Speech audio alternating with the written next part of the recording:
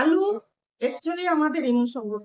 আলু ছাড়া আমাদের চলে না। আমরা কোনো এক সময় লবণ ছাড়া যেমন তরকারি হয় না, সেইভাবে আলু ছাড়াও আমরা কিছু করতে পারি। রাহুল গান্ধীর মতো আলু দিয়ে সোনা বানাতে চাই না। আমরা সোনার ফসল তৈরি করে আমাদের রাজ্যকে আত্মনির্ভর করতে চাই। নমস্কার, আমি কুমারঘাট পঞ্চায়েত সমিতির চেয়ারপারসন শ্রীমতী দাস। আজকে কুমারঘাট মানসিক হলে এগ্রি এবং হর্টিকালচারের উদ্যোগে জেলাভিত্তিক এক দিবসীয় প্রশিক্ষণ শিবিরের আয়োজন করা হয়েছে আলু চাষীদের জন্য।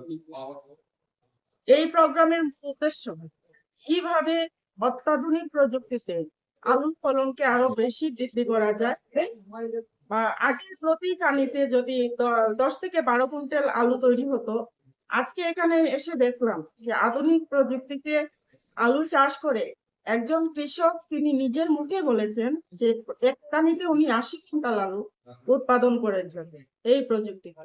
তো আমি ধন্যবাদ জানাবো আমাদের সরকারকে যে এত ভালো প্রযুক্তি, এত ভালো মানের মানে প্রযুক্তি তৈরি করেছেন, যাতে কৃষকরা কম খরচে অধিক ফলন করতে পারেন, এবং তাতে করে আমাদের নিজেদের রাজ্যের চাহিদা তো মিটবেই, পাশাপাশি সেই মানে ফলন আমরা বাইরেও বিক্রি করতে পারবো, সেটা আলু হোক বা অন্য কোনো ফসল।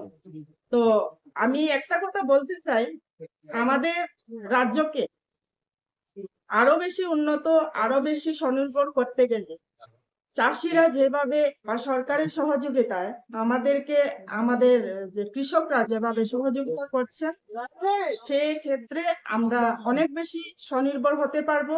বা আগামী দিনে আমাদের যে মুখ্যমন্ত্রী, আমাদের প্রধানমন্ত্রী শ্রদ্ধেয় নরেন্দ্র মোদীজি যে আত্মনির্ভরতা ডাক দিয়েছেন, সেই আত্মনির্ভর ভারতের এক কদম আমরা এগিয়ে যেতে পারবো। পাশাপাশি আমি একটা কথাই বলতে চাই, আলু অ্যাকচুয়ালি আমাদের ইমোশন।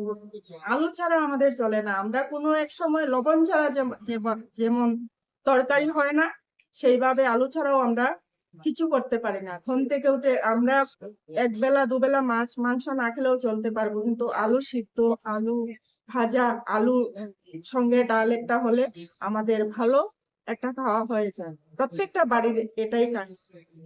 তো আমরা রাহুল গান্ধীর মতো আলু দিয়ে সোনা বানাতে চাই না। আমরা সোনার ফসল তৈরি করে আমাদের রাজ্যকে আত্মনির্ভর করতে চাই। ধন্যবাদ। নমস্কার।